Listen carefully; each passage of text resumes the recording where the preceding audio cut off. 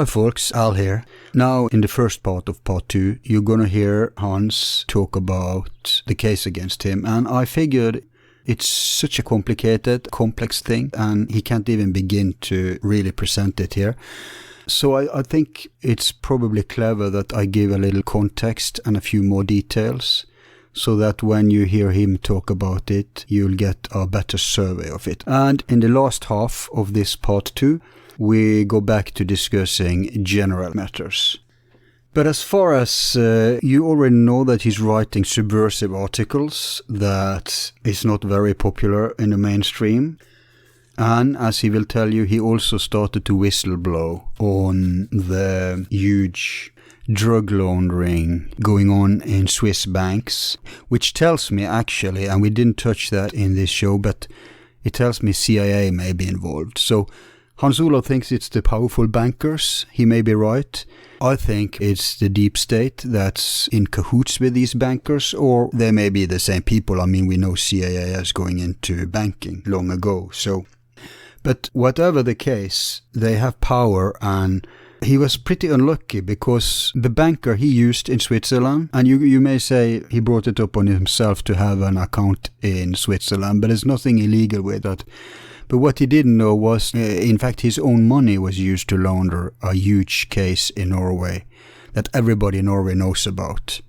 It's about a policeman who was accused of corruption and taking part in earning money on drugs, which are illegal here, actually cannabis, but they don't distinguish between that and dangerous substances, like the legal one called alcohol.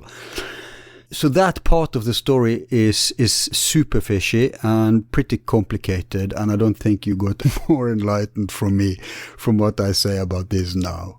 But as for his case itself, suffice to say that because that was classified, it contributed to him being prevented from proving his innocence, and in addition, it didn't help that he whistleblew on all the powerful wealthy Norwegian people who had their own accounts involved there. So no doubt he's a thorn in the eye for the authorities. And before he was taken, he was even threatened about his role in the Norwegian company Thule Drilling. He didn't heed it, and 1 month later, early morning in 2011, police raided his home and brutally dragged him out of his house in front of family and neighbors. Yeah, right, as you do with a mass murderer. Oh, I mean, someone who is suspected of economic and tax issues. After interrogation, they threw him in jail, where he was held longer than allowed by the torture clause of the European Convention of Human Rights, despite judge and prosecutor promising it wouldn't happen. After 14 days of full isolation, Supreme Court has to interfere and freed him, while declaring that the jailing in isolation was illegal. The excuse to go after him was through a commission he took for the oil company Thule Drilling between 2007 and 2008 to save it from international professional gangsters who tried to plunder it in Dubai. Thanks to Olav and Thule's board and management, with enormous time and resources, they succeeded in rescuing the company from ruin. But despite having solved the crisis, some American bondholders then cynically exploited Thule's material breach situation by trying to seize all the company's values, helped by corrupt lawyers and Nordic trustee, forcing them to declare bankruptcy in order to loot their carcass. The housing manager directed a false report at Thule with allegations of corruption. When this didn't succeed, they shifted blame for the bankruptcy onto the previous management and board. The entire case is thoroughly rotten in so many areas that it looks like a bad movie. For example, the legally incompetent housing manager willingly and for financial gain running affairs on behalf of the perps in an economically and politically motivated game, where even a former MP of the Conservative Party and former finance minister of the Socialist Party decided that anonymous plaintiffs had the right, to special treatment at the expense of the interests of the defendant and the shareholders in violation of established legal principles. And that central evidence in the case was withheld, and a police complaint with serious shortcomings, cheating with facts and failure to present contrary evidence, thus being an intentionally false complaint. And the absurdness goes on and on and on. We find conflict of interest throughout the case, where there is network connections between various people in the bankruptcy council, involved law firms, the investigator, public prosecutor, and eco-crime division of the police, and even his own lawyer. Now, it would be nice to scream, oh, it's the Illuminati, oh, it's the Jews, oh, it's the Freemasons, oh, it's the Jesuits, it's this, it's that. But in real life, there are rotten people everywhere, and the higher up you go, the more you'll find, the more psychopaths and corrupt people there are. And in politics, naive people think that, oh, no, we live in a free society and a meritocracy, and you're free to do business, the American dream, that you can build you up from the bottom. No, the higher up you go, the more dangerous and the more rotten and the more toxic and the more risk there is. And Hans Olav has experienced this. It ended up with him in 2015 being sentenced to 4 years for severe economic infidelity against a company where he himself was chairman of the board, plus reparations for $5 million, and seeing as the company was insolvent, going straight to the plunderers of the estate, who were co-conspirators. An assault on the wound, also in addition having to pay legal cost of $13,000. Now, finally, I want to say also we had Truls Lie on. That's how his name is pronounced, not Trolls Lie, but Truls Lie. And he's been smeared, and they try to go after him for this too. And that tells you that whether it's connected or not, at least they're seizing upon an opportunity. And so there was much smear in the press. Oh, New Tid, New Times are having criminals working for them. But Truls was standing his ground. Here are some quotes of him when the rest of the mainstream tries to crush them based on this. He says, "We have an anarchistic line and we don't believe the state in everything they do. We are also very skeptical to some of the stuff going on in Norwegian court system." And another quote of him in another paper, "New Time is based on freelancers like Olav. We cannot write to the readers everything about their entire background. It's not my task, and it's more important to evaluate the text than the writer. Or maybe I should translate that to the message than the messenger." Another quote of Lee. "Here's a guy who has 30 years experience from the finance world and has turned against them. Do you expect me to start explaining all this to the readers? He's not employed here, so it's just the texts I get, and I consider if they are eligible for being published. I do not immerse myself into people's personal life." And another quote, "I think there's aspects with this verdict which is suspicious as far as evidence concerns, and that the Norwegian court system doesn't completely follow the rules of the game. So this should be interesting for the Norwegian public also." Talk about having someone's back. Anyway, that's just some extra information, more context, and now back to the program.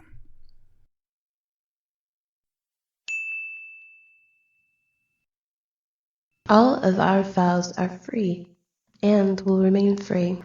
If you like the show, you can show support by donating $1 to help with expenses. Just use the PayPal link on our website, YouTube channel, or Facebook page. Thanks.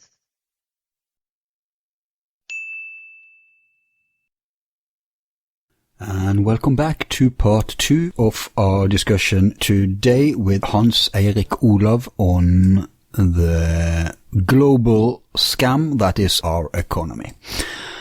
Now, we've teased them with your own story. I think it's time to take on that. Okay. I have listened to it as you've accounted for it on YouTube. It's pretty complex. Oh, by the way, I said to you before we started that I saw your interview with, what's his name again? Michael Steele? Robert David Steele. Robert David Steele, yeah. And you were very early out. This was one of the first interviews I think he gave to the public.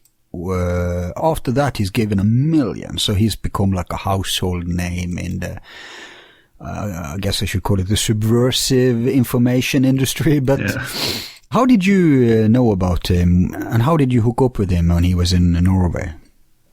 I don't remember exactly, but I learned about him being named for the Nobel Peace Prize, and it kind of intrigued me that someone I'd never heard about was named for that. I heard that he was coming to Norway, so I simply called him at the hotel and I said, "Could we have a talk?"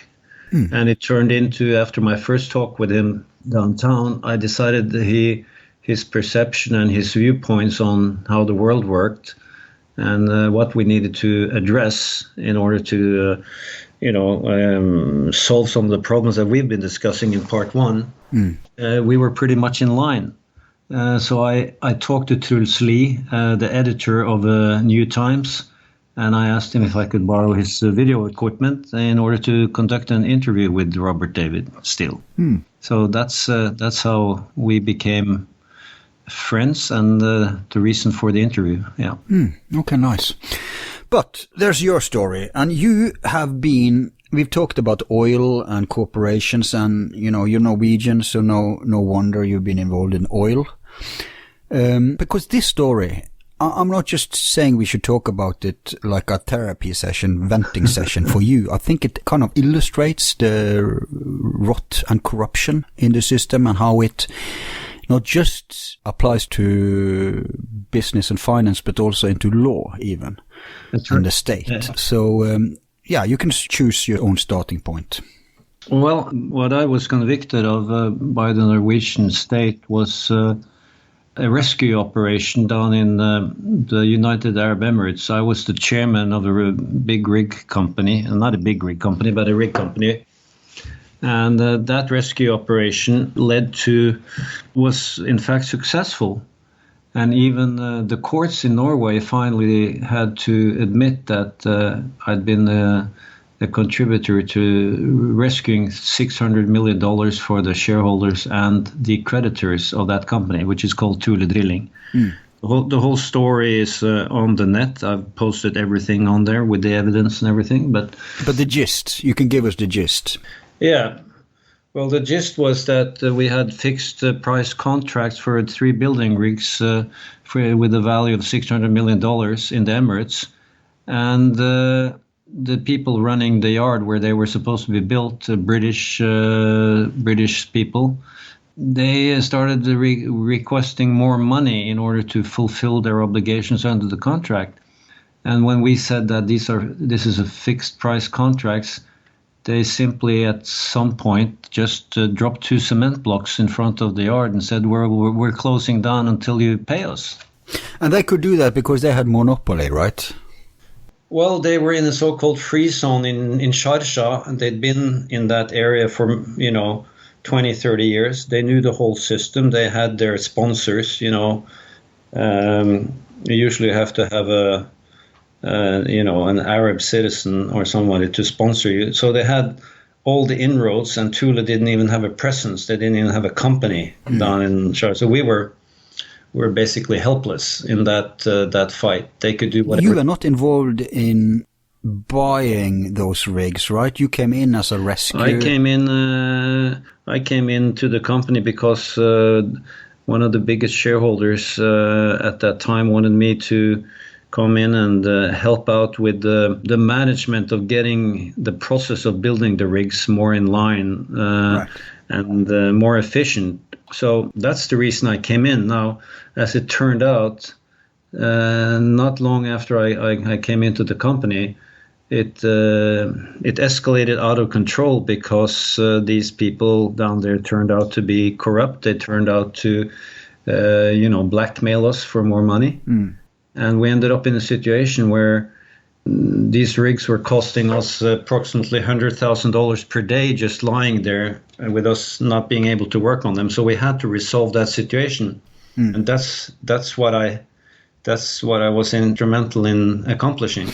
And yeah, because you did accomplish it. You got the ear of some powerful Arabian oligarch or something, if I recall right, and they started to look into this, and the wheels were starting to roll, right? Yes, I've had a business and friendly relationship with an American citizen, Mr. LeCars, for quite a number of years, and he knew some people in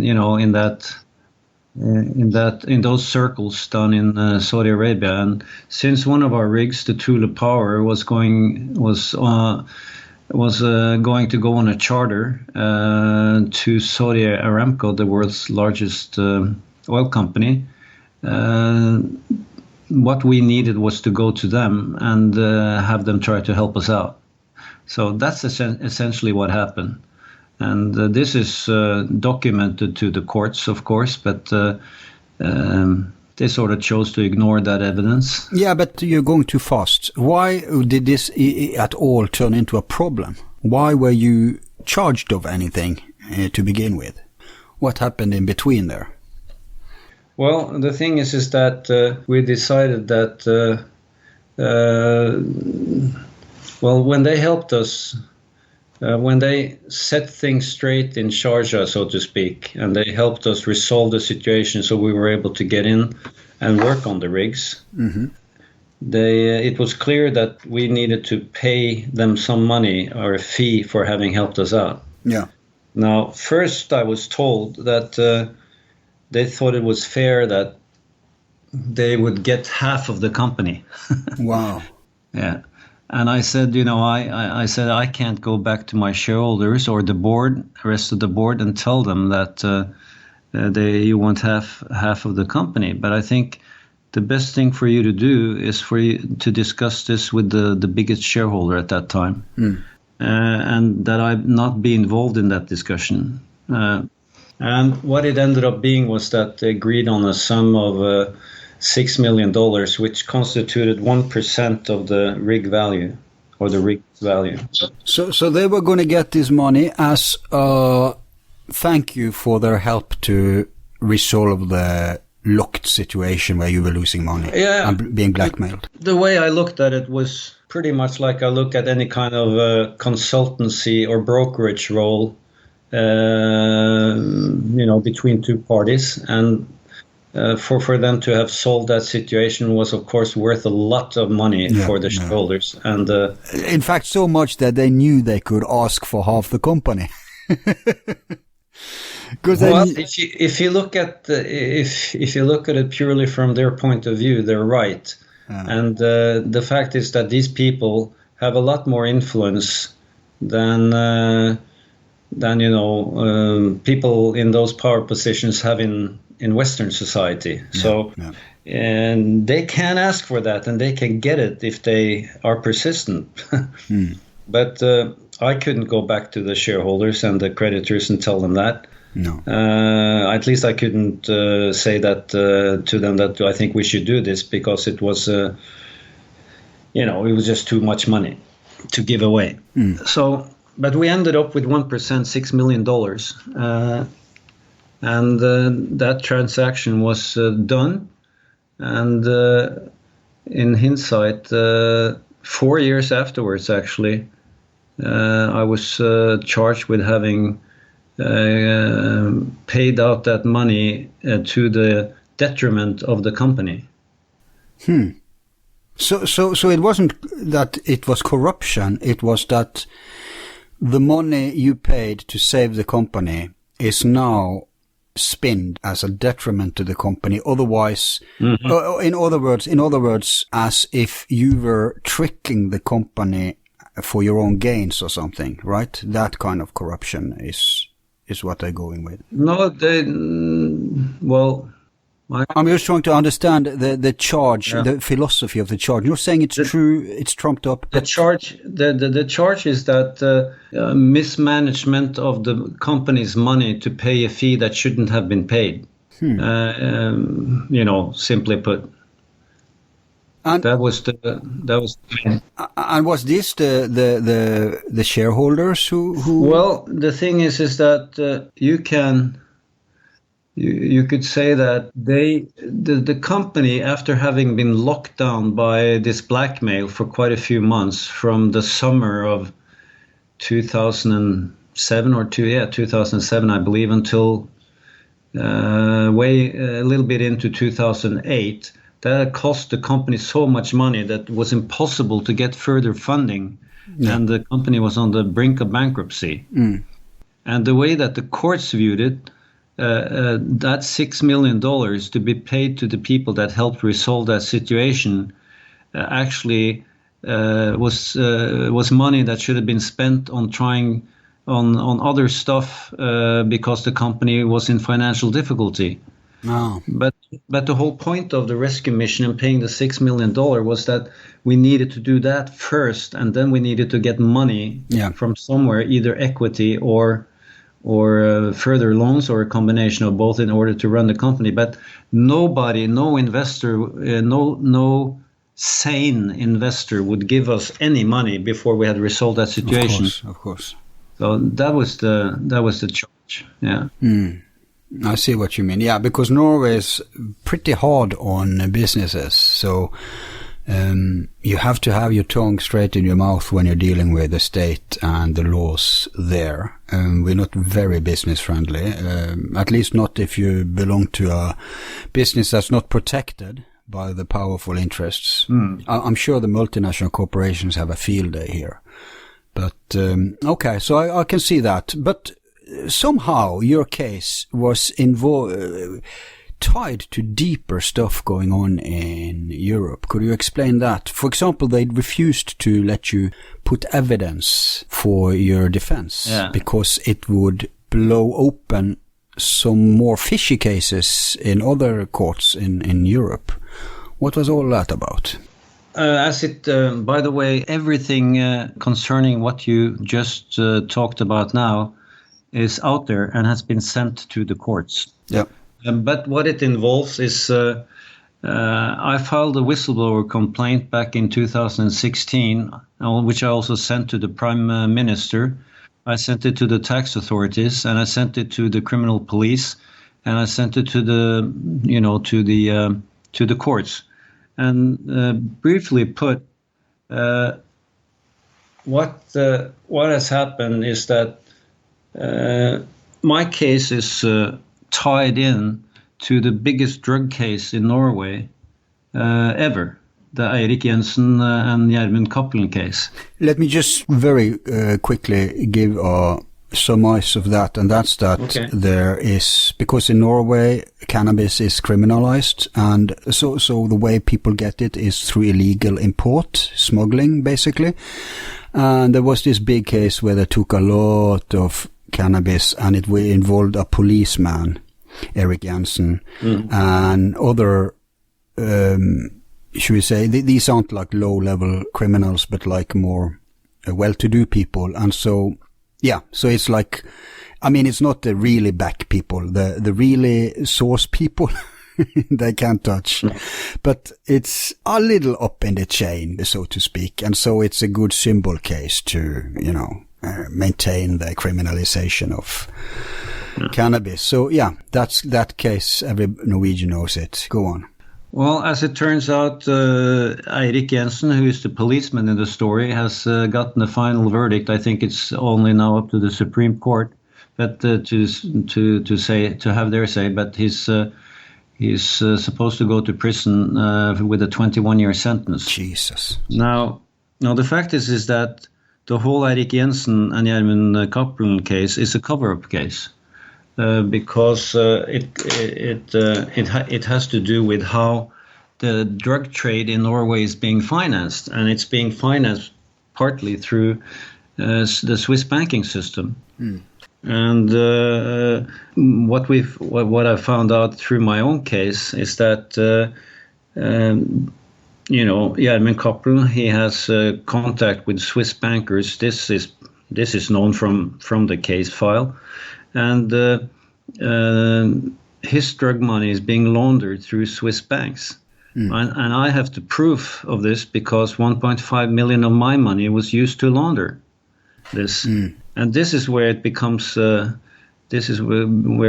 tricky politically, because and there is a huge client list of wealthy Norwegian clients that I have named in my video, and I've also named them to the courts, even as high as the Prime Minister of Norway back in 2016, where these high net worth individuals in Norway, there's about 10, 12, 15 of them, their accounts in all probability have been used to launder this drug money. Do you think they are aware of it, or? Oh yeah, they're aware of it, and if they weren't aware of it, I have given them the proof. Yeah, right. Yeah, and but hang on, how did your money get involved in this then? Well, I had a bank account in Switzerland at one point, and but how did that get tied up to drug smuggling money, whitewashing? Well, because that's part of that money that I had, not a big amount, but a sufficient amount. I was contacted by a representative of one of the Swiss banks and asked me if I wanted to get some of my money to Norway. And I said yeah. So we went ahead and did that. And although you might question tax issues involved with that, the most important thing about that transaction, which by the way is not illegal as long as you report it, is that I found out who was at the other end of this transaction, and it turned out to be this Gjermund Cappelen.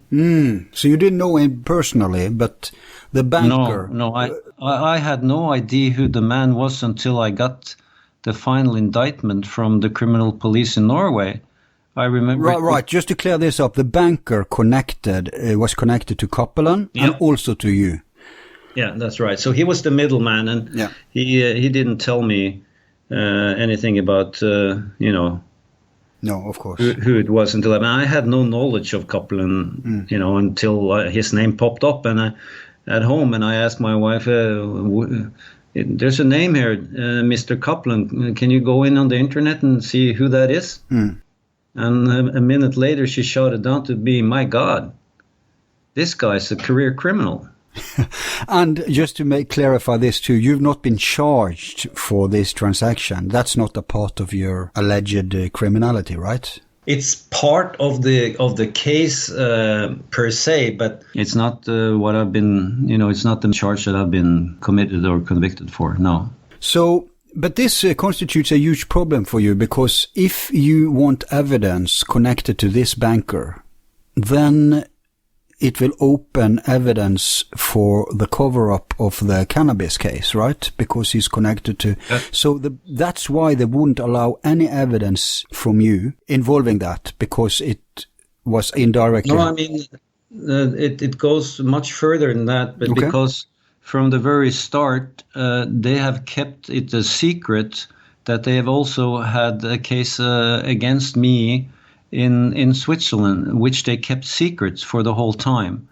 And even my lawyer, Jon Christian Elden, has repeatedly neglected to follow and pursue evidence that is in Switzerland concerning my case.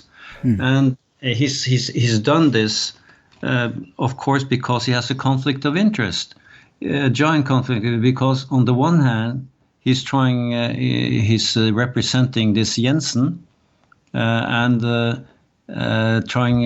Well, I'm not sure that he was really trying to do a proper defense of Jensen. I have my doubts about it, but in any case, if he had followed and pursued what I wanted him to pursue in Switzerland, to get the evidence out from Switzerland and the banks, then he would have uncovered what was actually going on, which was a giant money laundering scheme for drug money. And of course, that constituted a great conflict of interest from him, which meant that he kept evidence that would have exonerated me from ever getting into the courts. So my own defense lawyer... To protect another case he Yes. was defending. Yeah. Right. Well, I'm unsure as to the complete reasoning behind Mr. Eldon's actions, but I think they are pretty sinister in whatever way you look at it. Okay, so you're not pleased with your defense? That would be putting it mildly. Well, I guess not when you got convicted. Okay. But he wasn't the only one who kept this under wraps. Didn't the Economic Criminal Police also? Yeah, they kept it under wraps. They kept it secret from me. I mean, according to Norwegian law, you cannot initiate criminal investigations in two different countries at the same time, and they kept that a secret. And I only found out about it after they closed the case in Switzerland, and it was impossible to get the case file.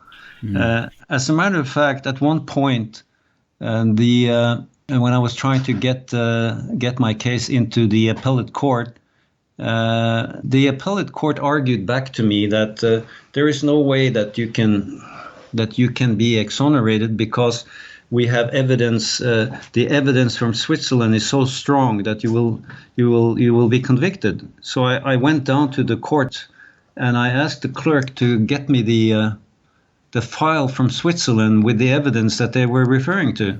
Well, the file didn't exist. Wow. It wasn't there.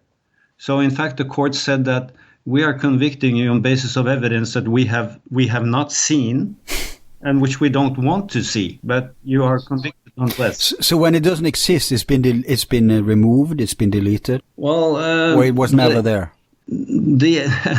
That of course is something we won't find out for certain, because my defense lawyer and the criminal police kept all of this hidden from my case for 4 years until they closed the case file in Switzerland. At that time, Mr. Eldon did a few sort of half-assed attempts to get this evidence, but of course it was too late. So he participated in this cover-up. Yeah. And the judge, when you tried to get these things into the case, he dismissed it, right? You weren't allowed to put evidence into your case? No, I was not allowed to get a hold of that evidence. I was not allowed to have any of the 8 witnesses that I wanted who could have exonerated me, among other things, lawyers and people working down in the United Arab Emirates that could have told them that what I was saying was completely correct. I was not allowed one single witness. I was denied that. So in other words, this is a rigged case. They want to nail you for some reason. Do you have any notion of why they want to make an example of you? Why they want to take you down? Well, first of all, they didn't want any noise that could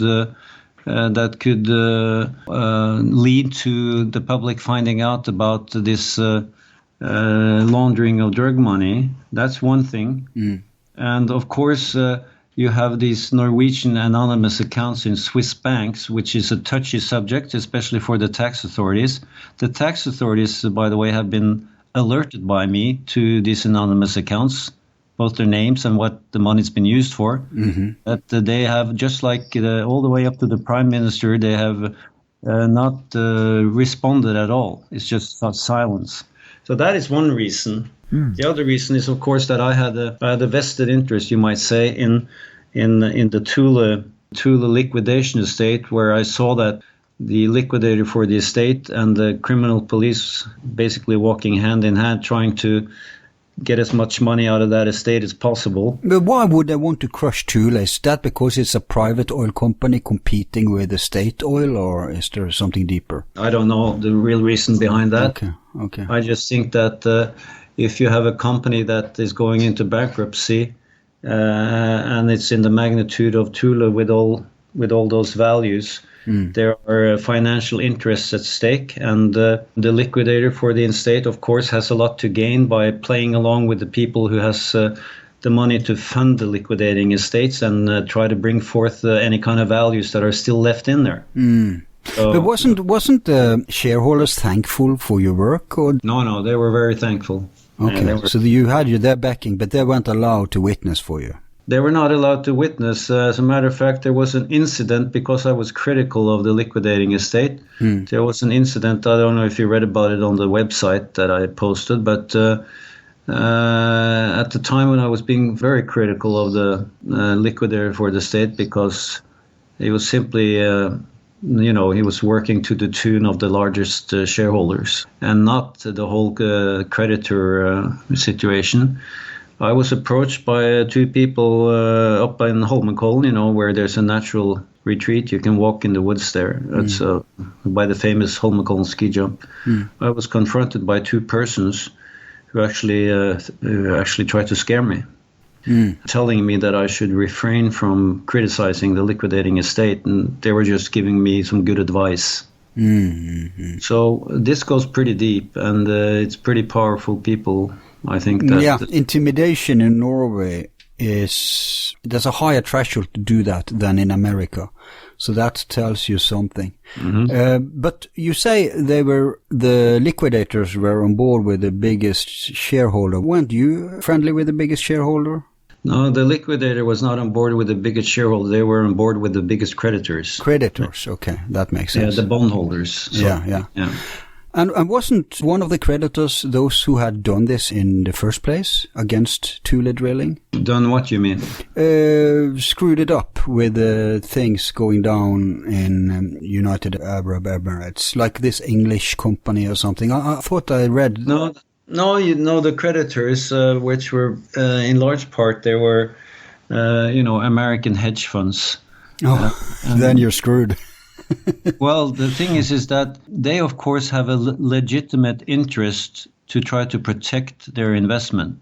Yeah, but they're not interested in making viable businesses. They're interested in looting money. Well, some people say that, but if we take the kind approach, they lend money and they do have a legitimate interest by doing that in order to try to protect their investment or their loan. So it's important that you don't miss out on that fact. You have to make sure that you treat shareholder values and the creditor values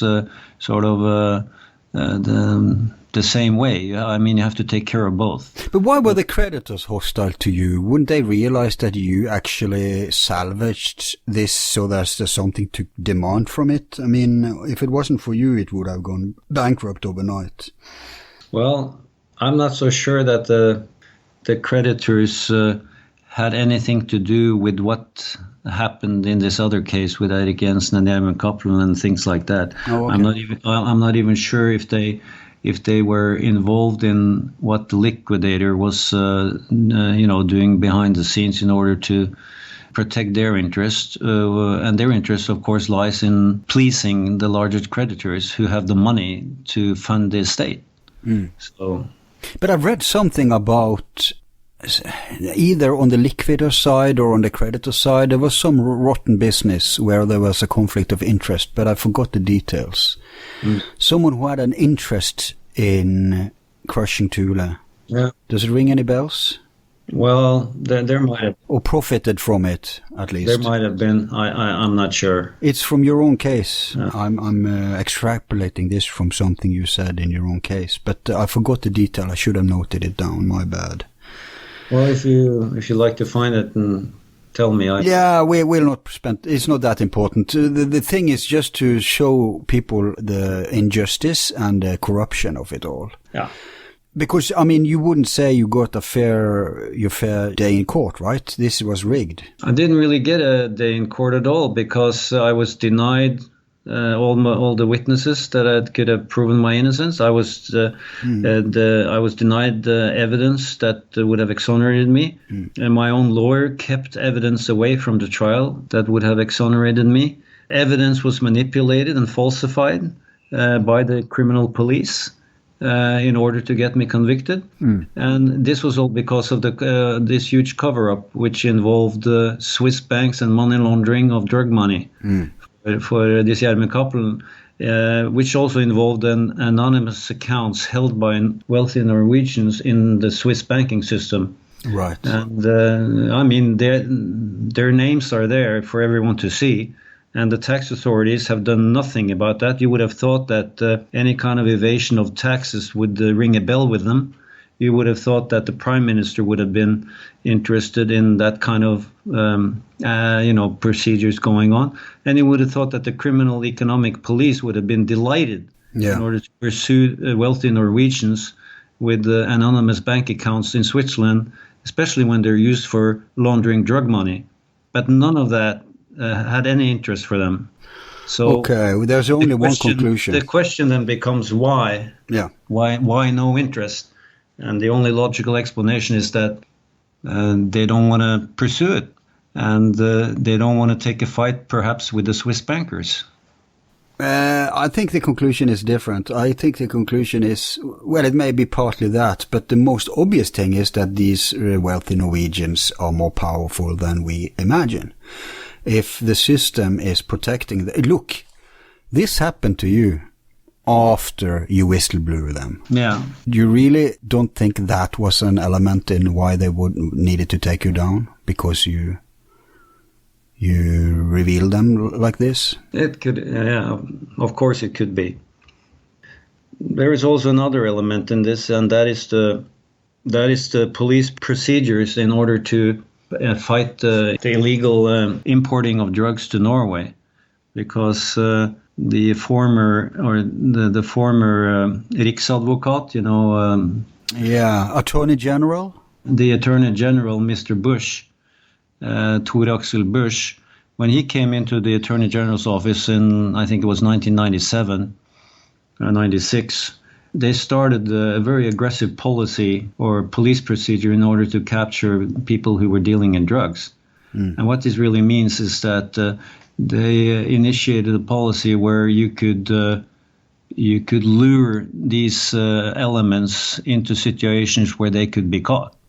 So in other words, you'd trick them, you'd entrap them, which is illegal according to the law. But this is what they did. And Eirik Jensen was the police officer who was leading all of that. So I met many of these people in prison who were wrongly convicted according to this entrapment method and had spent 15, 16 years in jail. And of course, this is another reason why they wanted to keep this under wrap. They don't want that to come out. Yeah, but it's been revealed many times. Like in Bergen, there was a police case where I guess they need the numbers to legitimate the budget, and that's why they're interested in criminalizing cannabis. But there was kids who were tricked into, they provided everything. They provided the drugs they were supposed to sell. They organized the selling of it, everything, and then they took them down. And this was a huge scandal, but I don't think it had any consequences. And that's the problem, not just in little Norway. It's a problem all over the board that in today's world, you are failing upwards. Yeah. If you are powerful enough, there will not be consequences. And that's why everything is like it is. It's havoc, because there's who should defend our interests? Who are left? The politicians, they're on their pay. At least in America, they are legalized, bribed. So there's no and the institutions that were there from the old days to protect us, they are eroded. They have people running them that are against those institutions. So I don't see any solution there. We're going to discuss solutions very soon, by the way. And then we will come into this regulation versus freedom. No, it's what you're saying now reminds me of what Niccolo Machiavelli once said, that politics and morality have nothing in common. Yeah. Of course, we're way beyond that point. Yeah, that was already in the medieval ages. Yeah, it's like 1984, Brave New World, and Machiavelli's writings are the blueprint of what's going on. Yes, it's not warnings; it's like a manual. But to finish the your case. Is there anything else you want to mention about it while we're at that topic? No, I think I pretty much summed it up. It just shows you really how corrupt the system is and how deep down the rabbit hole you have to go to find how far up it goes up the ladder. But how do they get judges, for example, who are compromised? Who is selecting which judges rule in each case? Because you could have gotten a judge who was not compromised, but they made sure you got the judge they needed. So how are they controlling that? Do you know how that part of the system works? Yeah, I'm glad you asked that question, because in Norway you have a two-tiered system. In fact, there are two different legal systems in Norway. I've written an article about this, and the way it works that you have judges. You have two classes of judges. You have the normal judges who are, appointed to the court, and they trial all kinds of cases, except cases where you have to be security cleared. Okay, security cleared means that you have to be cleared by the U.S. military. What is the essence of this, to make a long story short, is that you have a system which is public and known with judges, and then you have another system where the allegiance of the judges, because they have been security cleared, is not to the public but to the masters that have cleared them. So you have a sort of like a military junta running a secret court.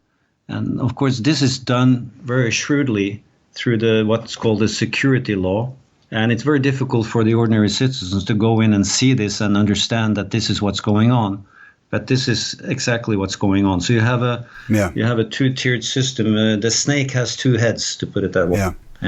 Yeah, but I don't mind so much that head which is in public. There are some sincere people working there, but you're very right about the so-called security state, which is, the Western cooperation of intel, military, the NATO gang of criminals. Well, I think it would be very wrong to say that the entire Norwegian legal system and courts is corrupt. That would be wrong. Yeah. I think, if I have to put a percentage on, I'd say that 95 to 97% of it is completely okay and legitimized and working fine. When a plumber goes into court for having done a bad work, it works. And the system works. But it's in cases where there is some kind of special interest, and where this two-tiered system come into play, and where people behind the scenes decide what's going to be the outcome behind the locked doors somewhere in dark rooms. That's where it gets out of hand. Exactly, and that's all they need. This is the answer to how they can remain unaccountable, because they have this implemented in every Western country who are cooperating on the so-called war on terror, which is really the war against the citizen.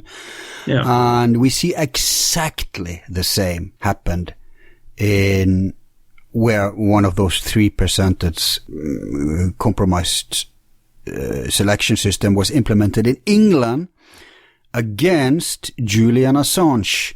The judge in his kangaroo court case is completely corrupt. In fact, her husband has direct interests against WikiLeaks and Assange.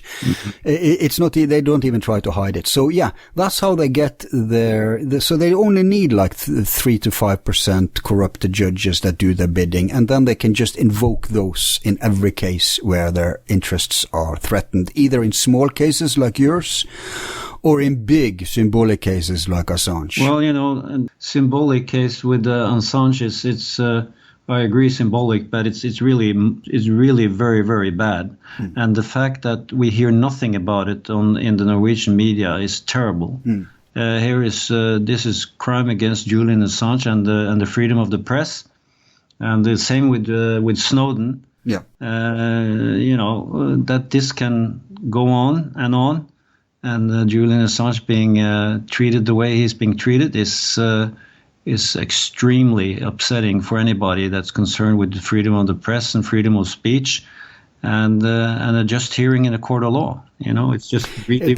I think people don't understand the consequences. They will in the future when the consequences manifest, but then it's too late. It's a crime against humanity.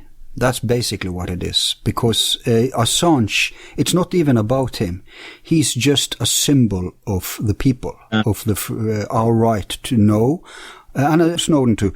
Our right to know the war crimes, our right to know the financial crimes, our right to know the illegal surveillance, our right to know all the criminality going on in the top of in this mafia system that they want to be unaccountable for. And in order to maintain unaccountability, yes, you have to rig the system and the courts, but you also need to take down those who dare make us aware, because as long as we are made aware, they're never going to feel safe. There's always a threat that we may rise up and change the system, so to speak, especially the nation state, which is why they need to control the nation state. They need a world where the corporations run everything, with FISA courts, with secret CIA prisons, etc. And that's what Assange case is involved in. And ironically, your case got kind of involved in this too, in a small scale in Norway Okay, so that's that. Now, okay, let's move on then. You wrote an excellent article right after you came out, I guess, or maybe you wrote it when you were inside, but it was published 16th of September. Yeah. It was a review of the book Sabotage, The Business of Finance. I want you to first share with us a little of what he's revealing and pointing to there. And then I want to hear, and because you agree with his analysis, but you kind of disagree with his conclusions of how to solve it. So could we start with the description of the subject?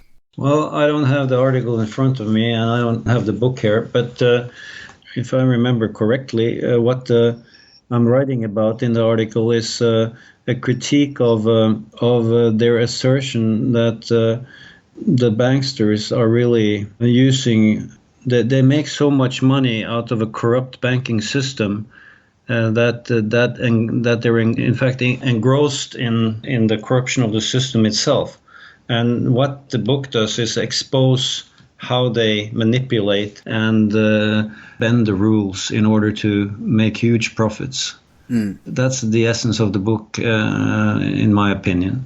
And they do talk about also the fact that this is basically a pyramid scheme. So they're on to the right kind of description of the problem. It's when it comes to the solution that I think they fail. And so what do they suggest as solutions? Well, they think that more regulation of the banking sector is what's needed. And if you keep on having a fiat monetary system, then of course you need regulations, but the banks will always be able to dodge them. The point is that, in my opinion, you can have a self-regulatory system where you don't, if you scratch the fiat banking system, you say you can no longer do that. You can no longer print money into existence out of nothing. If you get rid of that system and you institute a self-regulating system where the banks fund each other internally within the banking system, then you have a self-regulatory system automatically where if one bank gets too eager to make profits and less concerned with risk and keeps getting money from the internal banking system in order to fund its own operations, pretty soon the other banks will look at that bank and say, hey, you're spending our money internally, the money from the internal banking, you're spending it unwisely, you're taking too much risk. Now you pay us back some of the money that we've given you through the internal banking system before you can lend out any more. This is a way to self-regulate the banking system because they regulate themselves. So this is... So you think that with unregulating the banks, I think you should say a couple of more words about that, because I think some people will criticize you for that view. So I think you need to explain it a little better, if you don't mind indulging us. Okay. So why do you, because some will say, if you don't put down laws for banks, they will just do all this criminality all over again. Well, the thing is that if you have a banking system where the various banks, first of all, let's take a step back. The normal way for a society to work in terms of money and banking and saving and so forth and investing is that you work, you save, and you invest your savings. That's the basic criteria for how any social society or society should work. Now, the banks, they come in and they facilitate this system so that you can actually borrow money from the future and spend it today. And that's called credit, okay? Now, as long as you are able to have real value behind the credit and the credit doesn't grow completely out of control like it's done now, things are okay. There's nothing wrong with issuing loans and things like that if it's backed by real, resources, like you say, or value. So the problem is when you have a system that is fundamentally flawed in that the central banks issue money or currency by expanding the money supply, and then you have the banks, the private banks, leveraging the money that they hold at the central bank and money they get in deposits from you and I to lend your money basically out 10 or 20 or an unlimited amount of time. Then the value behind each unit becomes less and less until it completely diminishes. Right. This is a central aspect of the pyramid scheme, right? Of course, yeah. And so when people want to regulate that, I don't think they understand what they're talking about, because in the end, the fiat system gives the banks the opportunity to issue all this credit. So you have to go to the root cause of the problem, which is how can you stop the banks from issuing all that credit and dilute their balance sheet until there's no real liquidity or solvency to stand a crisis, if there's an economic crisis. And the only way you can do that is to have a self-regulating system in which the people that work, then they spend what they need for their livelihood, and then they save the money in the bank, and the banks, they can leverage some of it, but not too much. And if one bank is too eager to issue credit and needs to get that kind of credit by loaning money from the other banks will ultimately, they will say, hey, you're out of control. You're spending too much money. You're issuing too much credit. You're lending out too money. Yeah. You're lending out money to projects that are not safe. And they will rein in that bank and say, before you can have any more money from us, you have to collect money from the current loans you've made and pay us back so that you get back to equilibrium, some sort of defined equilibrium. And so it's a self-regulating system, and for that you don't need any laws, because the system, is like I said, it regulates itself.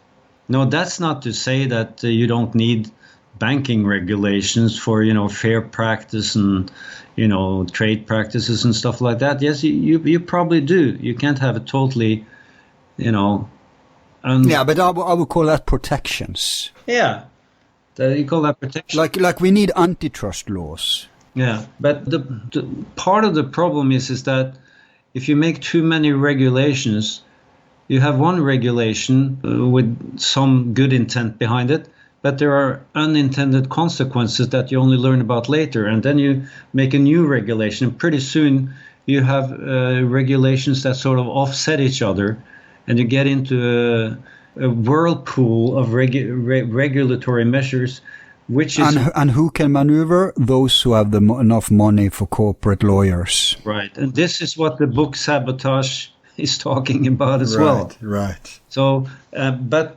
they have the wrong solution, because their prescribed solution just brings more of the same and it makes the problem that they are so good at defining even bigger. So you don't need more regulation, you need less, and you need a system not based on fiat credit system or fractional reserve lending. You need a system where the banks regulate themselves, and banks that are too expansive and too much of a risk taker are reined in by the other banks saying, hey, stop there. You can't do this anymore. Yeah. No, that's brilliant. By making a system where the incentive is to function, instead of today where there's incentives to do criminality.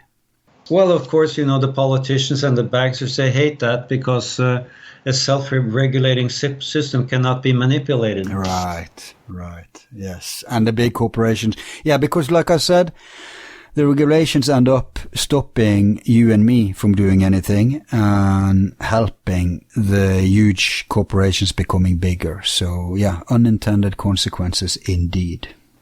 Yeah, there's a lot of that. Yeah, this makes sense. This is completely in line with what Richard Werner has analyzed based on research. In fact, he says, let the small community banks have as little regulations as possible, as long as they are working on a healthy system, a healthy structure. But in order to protect us from speculations and betting and all that stuff, there has to be protections, at least. Let's not call it regulations, but one protection would, for example, be a law that says it's forbidden to print fiat. Yeah. So you see, we need some protections by the law. Don't you agree with that?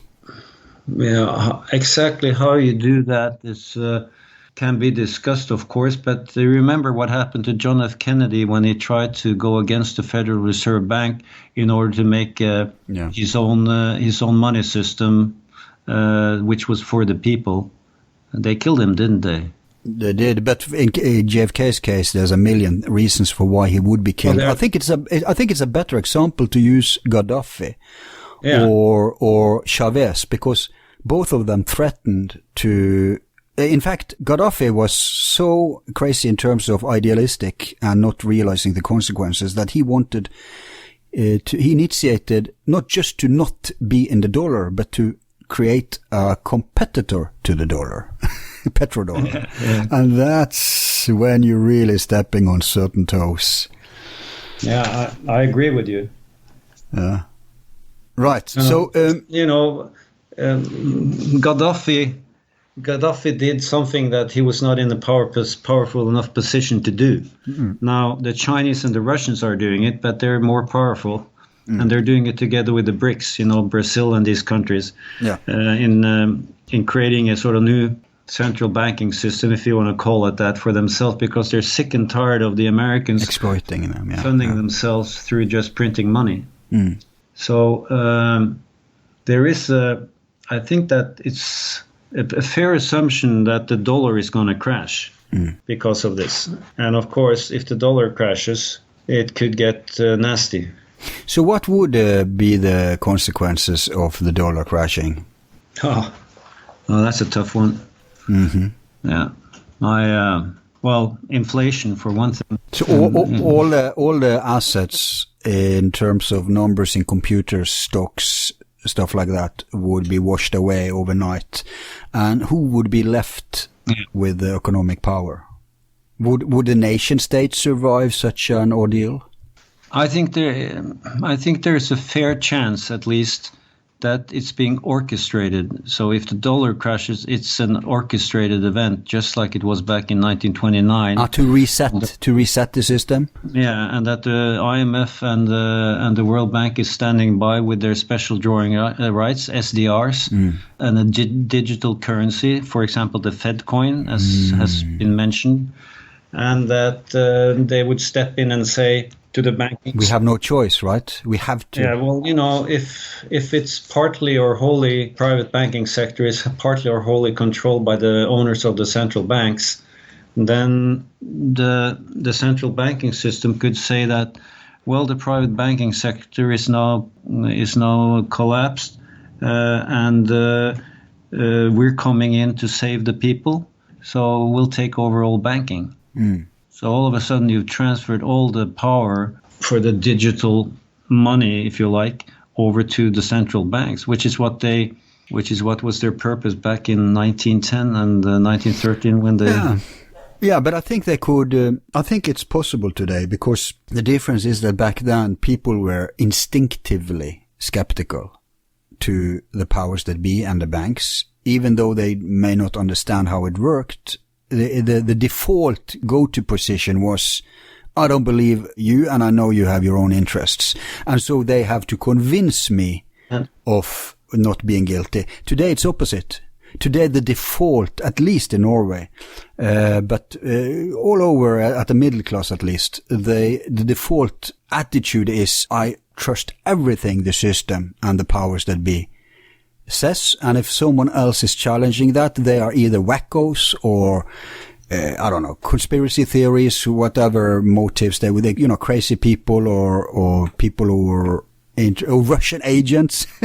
Yeah. Right. Well, exactly how a dollar crash would play out, or how a collapse of the financial system plays out, it's difficult to say. And when I say that it might be that there will be a takeover of the whole banking system by the central bank, I'm speculating. Of course. I think it's a fair speculation to make, given the history of the fiat money system and what happened back on Jekyll Island in 1910. It's a fair speculation. Yes, and it's a fair speculation given that there is not awareness and required skepticism among the people towards their business. People don't understand how stuff works. They just trust. They have a bank account in a bank and that's it. And it's not even their, most people have enough with trying to get food in their belly and roof over their head. Yeah. It's not their place to even understand or criticize this. So I think when the protections are gone, when the people who are supposed to represent us and have time to analyze and understand these things are compromised, when we've had 30, 40 years with failing upwards and more criminals in the system, in power, then it's a given. They can get away with it now. But if you look at solutions, I'm thinking, isn't it logical that if you disconnect, let's say the dollar, there was a huge crash. Couldn't that also be a silver lining in that if we disconnect money from the fictional finance system, the overlaying, the numbers in the computer, the stock market, all that stuff, and you tie money directly back to resources, couldn't that wipe out all this toxicity in the system and get a more healthy economic system where real money, real value is connected to money? If you are able to prevent a collapse in the financial system, and if it's a dollar crash, or crash of other currencies as well, if you're able to prevent the powers that be to use that situation to come and save the people by instituting a new digital currency and disallowing all the cryptocurrencies. If you can avoid that, if you're able to let Bitcoin, if it's truly a decentralized unit and not something controlled by the elite, and you have Ethereum and all these other cryptocurrencies as well. So people could choose between cryptocurrencies, which is the people's money. If that's the end result of that, then yes, that would liberate the world of these banksters. But our crypto money, they are not tied to actual resources. They're just a money game, like a monopoly game, digital monopoly game, no? Yeah, which is why people like Peter Schiff and others always come back to the fact that we need to go back to a gold-backed system. Yeah. So there is a difference of opinion among the experts out there as to whether Bitcoin has a rightful life or not. And it remains to be seen whether it does. I don't have the answer to that one. Yeah, it is kind of a fiat. It's just that it's a fiat working for the people rather than the central bankers. Well, it's supposedly a limited amount of bitcoins to be out there. That's why they try to compare it to a gold-backed system. But arguably, you really can't say that gold-backed system and Bitcoin is the same. So their argument is that it's a limited amount of coins and therefore it's a closed system. Yeah. But right. As far as I'm concerned, the best way to do this is to go back to gold-based systems like we had before Nixon took us off the gold standard in 1971. Yeah. And the thing is with a gold-backed system prevents politicians from using money they don't have. And that's the problem. Because politicians, if they have the chance to spend money that they really don't have, they'll do it. And, printing money would never occur if the politicians hadn't accepted the banks doing it in the first place. Which brings me back to another part of the solution, which is we need a lot less politicians and politics. Yeah. You mean in economics? No, we just need to turn back the clock in terms of the kind of power that the politicians and the deep state has over the people and the society. Yeah. We need to give power back to the people, and we don't need all this political maneuvering and decisions in our lives. We need to restrict politicians and political issues to a minimum. I agree, but it's the political industrial complex is running havoc too. America is supposed to be a nation of laws, but the problem is there's so many laws now that one law cancels out another, and of course there's a lot of corrupt caretakers of the law, and so Well, the laws are written by very smart lawyers, and the very smart lawyers, who do they work for? Right. Yeah. We see how regulations are abused very often. It means the big players can avoid it. The Bill Gates of the world, the Jeff Bezoses of the world, they can avoid those things, and then they are in bed with the state. Because the state is run by politicians and bureaucrats, and they are not powerful enough anymore to, in fact, they're not working for us anymore. They are paid by the owners.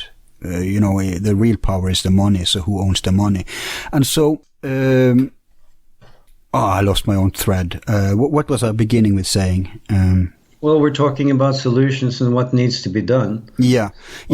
So we have all these interests lining up against the people. So I think to recharge the system, we need to kind of take money away from the financial system and tie it somehow back to everyday resources, I'm thinking.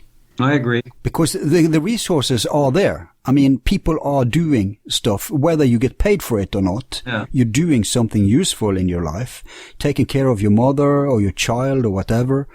Whatever you're doing, either you're getting paid for it or not, it's a part of the resource system. And the resource system is naturally regulated by itself.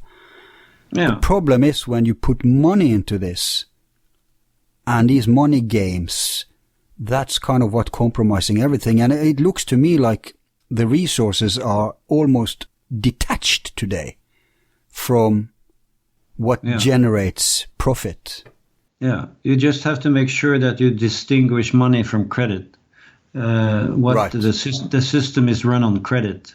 Right. And it's a system that can only grow. It cannot decrease, which is why it's called a pyramid scheme or a Ponzi scheme. Because the credit, in order to pay off the credit, you need more credit.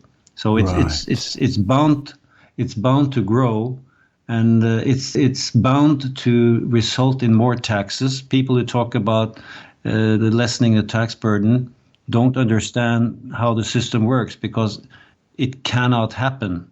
Because this is interesting, because Marx, you mentioned him earlier, in his first work, before he proposed any solutions, it was just a criticism of the system, which he called, the book called Das Kapital. And there he says what you say now. He says, inherent in this system, and I'm not sure if it was fiat in his day or backed by gold, but at any rate, he said that it's doomed to collapse on its own.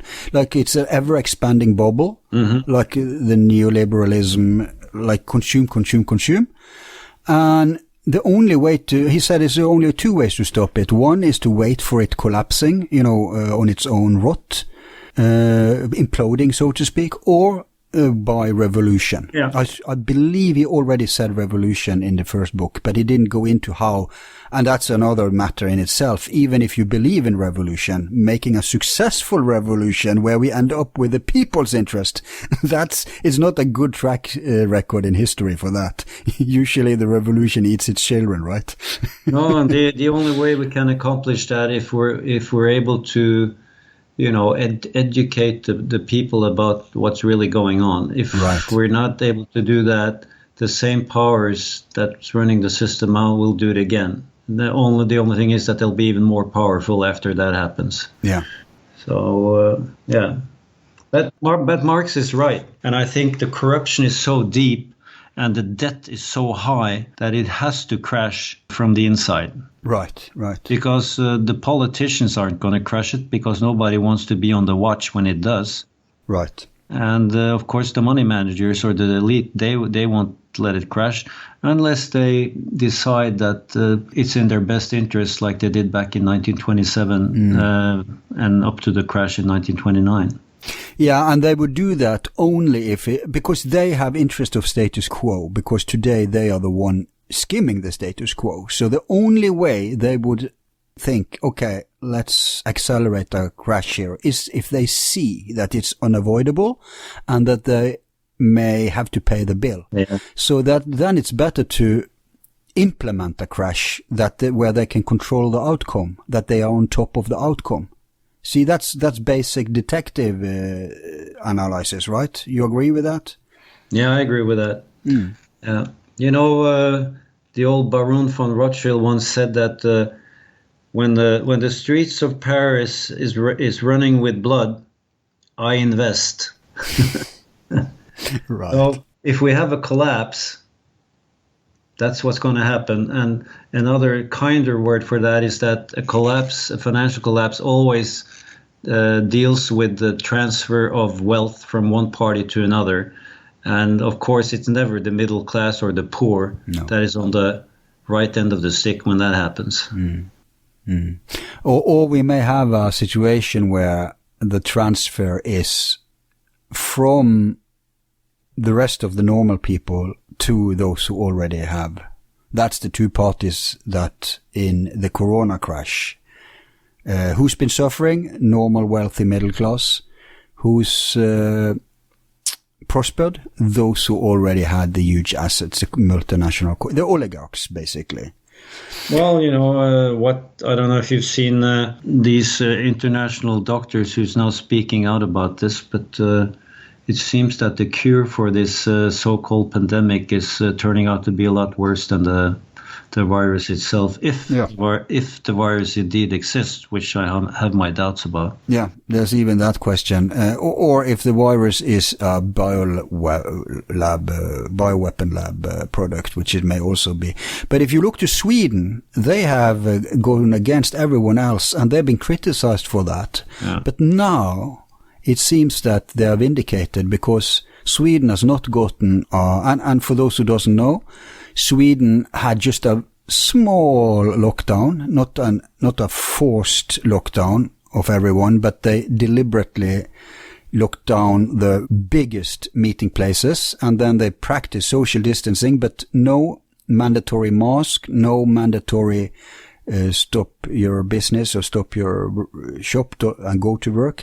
So they want to go for herd immunity. Yeah. Now there's a second wave. And we did a lockdown system, and we are suffering from it. So the numbers are going down in Sweden. They're very, very high, of course, but they're going down in terms of more victims. And in countries like ours, they're going up again. So it might actually end up that it's aligned at the end of the day, that Sweden and Norway is ending up identical in terms of casualties, but in terms of the cure, Sweden won't have lost as much because we have lost lots of businesses have gone down. Not as bad as in America because the state has intervened and guaranteed. Yeah. But in America, it's just been what we call the Wild West, right? Well, this is assuming that there is a virus, and this is also assuming that the PCR tests works the way they're supposed to. They don't. That's proven. They don't. And the point is that they don't. I mean, they have like 90% fallacy. Yeah. So the real conclusion to be drawn from the pandemic is that if you're 80 years old and you have other sicknesses, you're in danger. Otherwise, you're pretty okay. Mm. So you said that the fiat system, I think you said the longest it's been running is 40 years before it collapsed. Well, the average fiat money system, and there have been hundreds, perhaps more than 1,000 in the history of the world. Okay.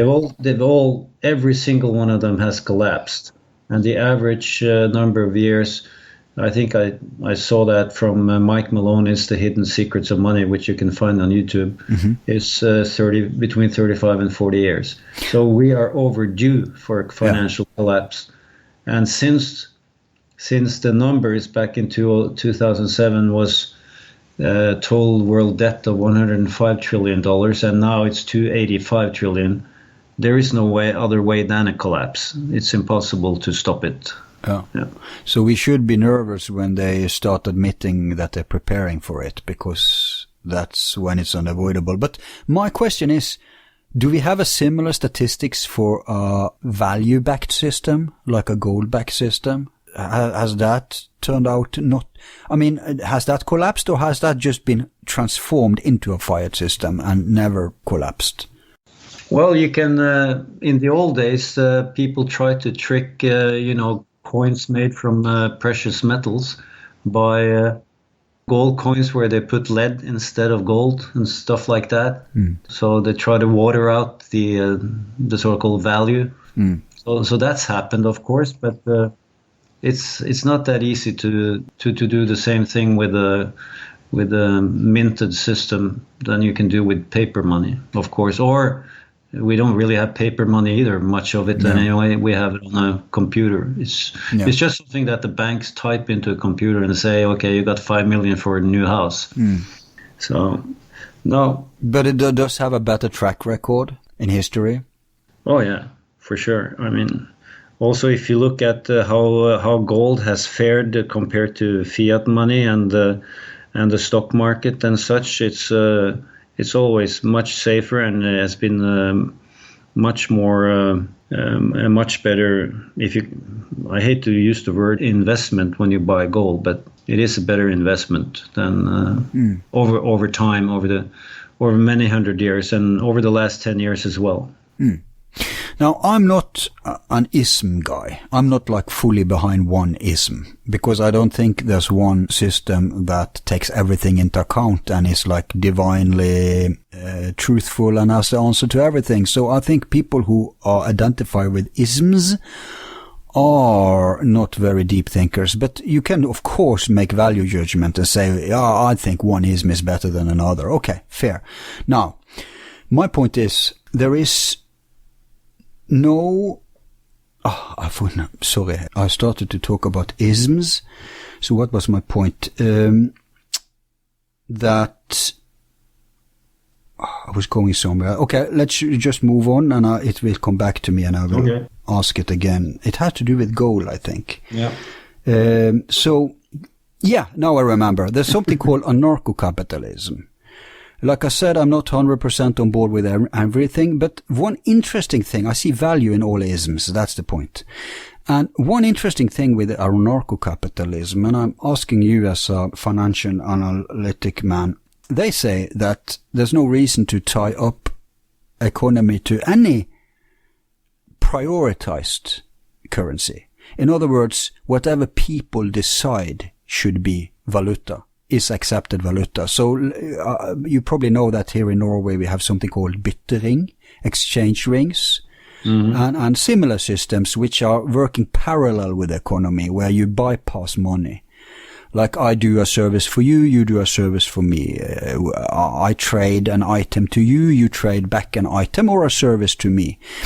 And there's also been experiments in the world, even in America, with alternative currencies. And we've had parallel currencies for a while. You mentioned JFK. I believe he implemented a JFK dollar, where the bank were controlled by the printing press was controlled by the state. So what do you think about such solutions? Because in a chaos, if we disregard the dangers of, criminality and bloodbath when the whole system collapsed, if we disregard that and just look at economics, then you could say that we could rewind very quickly by just implementing people's valuta, people's currency. You see what I'm asking you? Do you think that could work?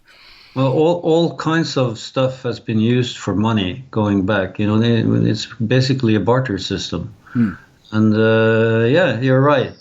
But in a system based on division of labor, where somebody who's good at producing shoes and another one is good at producing milk, it's easier to not use the barter system, but instead use some kind of monetary system where you can pay for the things that you buy in the modern society. So I think the best way to do it is to come back to a gold-based system, and I think that's where we're headed. Yeah. So, in a transition period when there's economic chaos because of a crash, I think direct barter systems would naturally rise and people would just bypass the economics. They would have to. How else are we supposed to survive, right? Well, it depends on what type of collapse you have. You have to remember that the Great Depression lasted from 1929 all the way to after the Second World War, so 16 years. And, a collapse doesn't mean that everything goes from 100 to 0 overnight. A collapse can take time. The stock market back in 1929, it took a long time to fall 85-90% or however much. Yeah. So it doesn't necessarily mean that the whole system collapses overnight. Now you might find that the banks and the financial system as such with the banks all of a sudden collapse. They don't have the money they don't have the liquidity to stay afloat. But surely someone's going to come in and pick up the pieces, and in a very difficult transition period, something will be done in order to transact and pay for transactions among the people. And I think that if the current banking system has its way, that will be done more than likely by the IMF and the World Bank through using the special drawing rights and a completely digital currency, if they can do it the way they want to do it. So they can even argue, look, money doesn't work, let's go over to this system. Oh yeah, and because of the apathy and the lack of understanding from the people, which of course is the result of years of being told the wrong story about how the system works, will make it an easy path for them to go. All they have to say about crypto is that it's being used for laundering money, and 95% of the people will agree and say, damn, be cryptos. Let's get the digital currency, even though it turns into a complete 24/7 surveillance society. People are gullible. You have to, Yeah, and I believe it was Joseph Goebbels, I think, who said that you can't tell them a small lie because people themselves tell small lies and will be naturally skeptical. You have to tell a huge lie that they can't conceive of would be untruthful, because they themselves will never do it. So you need a special type of psychopath to ascend to the top of our current system. On all areas, which is kind of what we have today, I think. Yeah, well, Goebbels would probably blush if he saw how this system works today. Yes, amen to that. Okay, we're winding down towards the end here. We'll be going for 3 hours, I think. That's good. Yeah. And finally, is there anything we have left out of this debate that you want to add that people should know about? No, not that much. I would just encourage people who listen to this to go out and search for real stories and real documentation as to what's been going on and what is going on from alternative news sources than we have today. Right. Because the news is owned by the 6 biggest news media corporations in the world. And what we see on the news today in Norway has already been chewed out and spitted out from these organizations, and you cannot trust it. No. So what you need to do is don't listen to you, Al, don't listen to Hans, but go out and search for the truth and try to find out on your own what's really going on. Right, I agree. I've been saying that myself. And don't be scared of what you might find, because it'll save humanity if enough people do that. Yeah, but I go further, because I know most people are either too lazy to do or they're too uneducated even, because today people are not trained anymore to, source criticism and verification. Or they are, which in the majority of cases, bogged down and distracted. They are exhausted. They are, I come home after a long, hard day at work.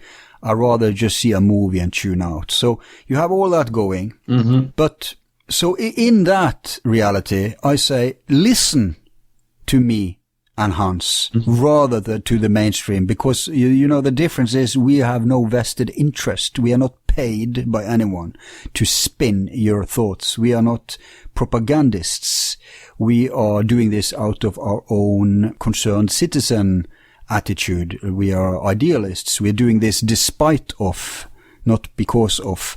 And so people-funded ventures, especially in media, is a much better source of neutral, unbiased information than the propaganda. And it's not just podcasts and platforms like mine. It's also you write for an independent, something as rare as an independent news outlet in Norway, albeit it's old school in format. Mm-hmm. But just the fact that they let your voice, all the kudos to Trolls, your editor, for even after you got charged in this kangaroo court, they still keep you on, because there was, when I researched you, I saw that there was this harassment campaign against, because they hate New Time and Trolls, because he's writing about things they don't want to be written about, like 9/11. Yeah. So they try to use you against New Time. So, look, they have a criminal journalist on board, or contributor on board, and try to shame him, ridicule him, pressure him to kick you off. But he didn't. No, that's true. And I have to give truthfully the editor of New Times a lot of credit for the way he handled that. And as a matter of fact, when people from the financial committee in Parliament tried to stop the article that I wrote concerning the phony bank guarantee system. Oh wow! This Hans Christian Syversen from the religious part in Norway, he tried to stop that article, and Truls Lie said that no. We're not going to do that. We're going to let Hans Olav write that article, and I suggest that you answer his questions about the fractional reserve lending system and issues that he has in that regard. So Truls has been a very staunch supporter of bringing this information out to the public, and he should get a lot of credit for it. And of course, here we have a paper that's crowdfunded. Basically, it's the subscribers who pay for it. Yeah. And so I have a small confession to make, though. Yeah.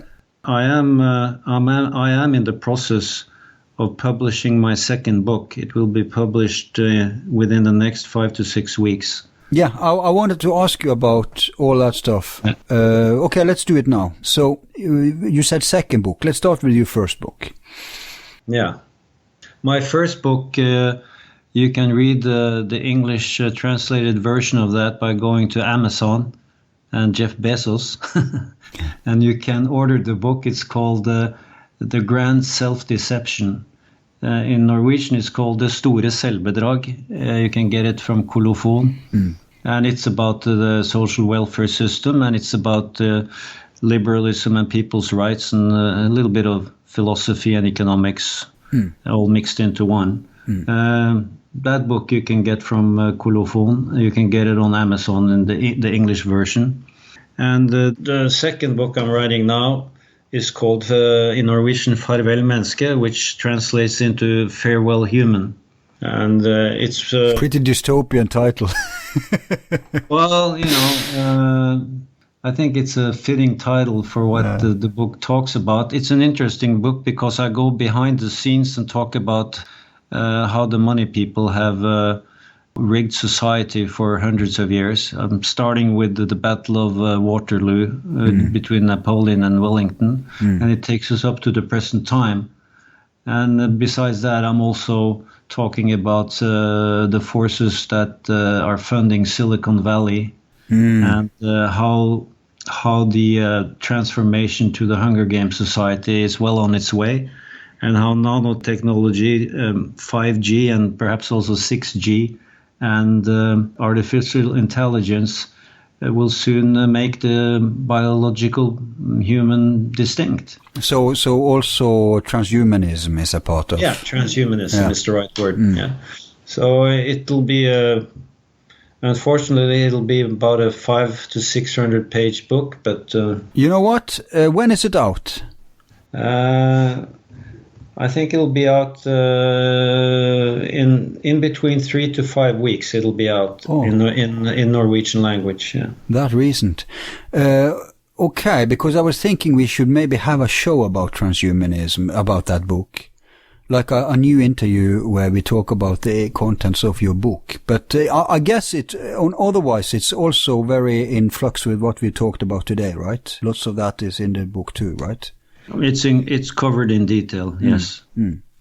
Because the transhumanism angle, we didn't touch that today, but that's very interesting, and the AI and all that stuff, nanotechnology, yeah. One of the big bad boogeyman here is DARPA in America. You agree with that? Yes, I agree completely. And this is where you play right into Huxley's Brave New World and George Orwell's warning to on his deathbed to the people. This is exactly what's going on, and we need to make people aware, and we need people to empower themselves in order to stop it. Right, I agree. Okay, so your website and your YouTube channel. Yeah. Let's hear it. What? My YouTube channel? Mm-hmm. How do they find it? Well, you just search my name on YouTube, Hans Olav, and you find the YouTube channel. Do you also have a website? No, I have a website covering the whole Thule case, but I don't think that would be interesting except to, special interest groups. Well, I think maybe Norwegians would. Well, it's Thule Drilling at WordPress.com. I believe it is. I believe that's it, Thule Drilling. I've posted the whole case, and where documentation and evidence is needed, I've posted that directly in the text, so you can click on the evidence. And of course, if you go to New Time, you will find a survey of the articles you've written there. Have you written articles for other outlets too? Yes, I've written 4 or 5 articles, 5 or 6 articles in the last year for Reset. Right. That's another of this new media we also have in Norway. I mentioned it to Trolls. You have Reset and you have Steigan as 2 people-driven, system-critical new medias. So it's good to know that you're part of that too. I guess to them you were trustworthy when you were charged. That's like a quality hallmark. Well, one good thing about having been charged and being having this travesty of justice done against you is that you can sort of, the ironic thing you can say is that I must have done something right. Exactly. Yeah. Well, you did something right coming on our show today, helping enlighten us about what's going on in terms of economics. It's so complex, and there's so many aspects and layers that we can never exhaust that subject. Although we touched much of this with others too, it just helps to clarify. And now people hear it from a Norwegian also. I think that has some value too, not just Americans. So thank you a lot for coming on today and contributing. Well, thank you for letting me come on. Thank you very much. Ok. Yes. Nei, men ok, tusen takk for å ha lånt oss lørdagskvelden din, og beklager til konen, men dere får kose dere for det lille siden. Ja, det skal vi gjøre. Takk for det. Ja, vi holdes kontakten på mail. Det gjør vi. Greit. Ha det fint. Hei. Hei, hei.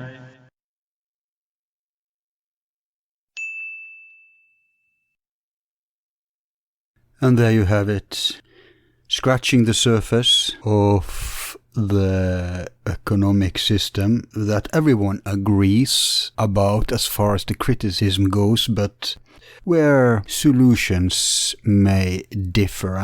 And we've examined one approach today and others in former shows, and we will continue to investigate the phenomenon of our world economy because of the dire times.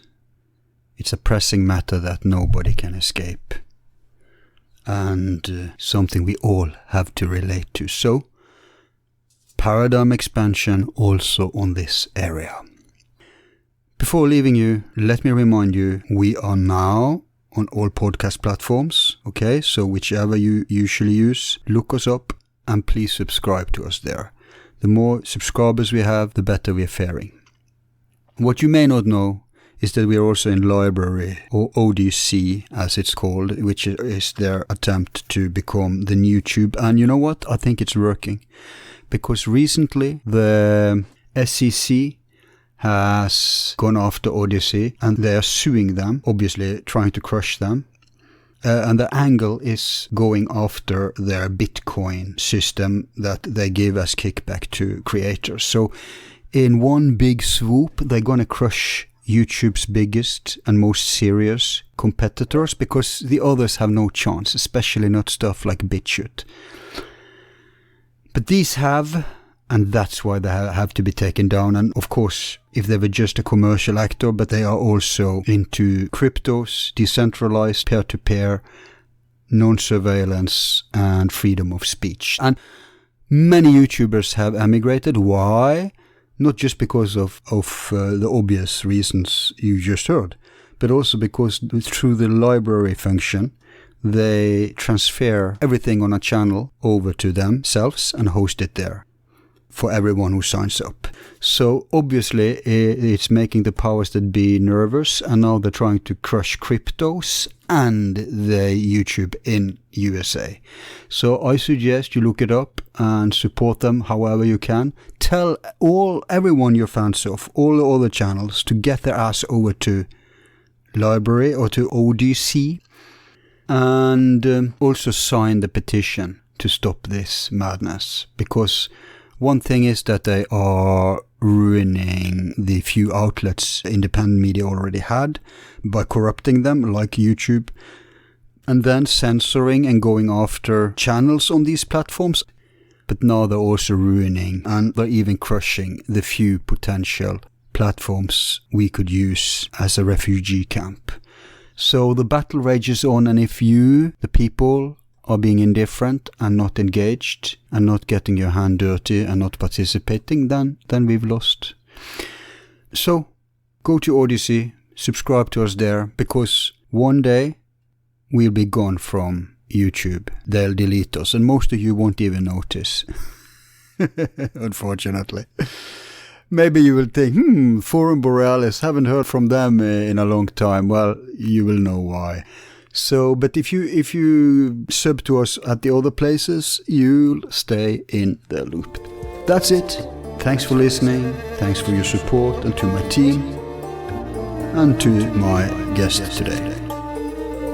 I've been your host Al, sincerely signing off. Be seeing you.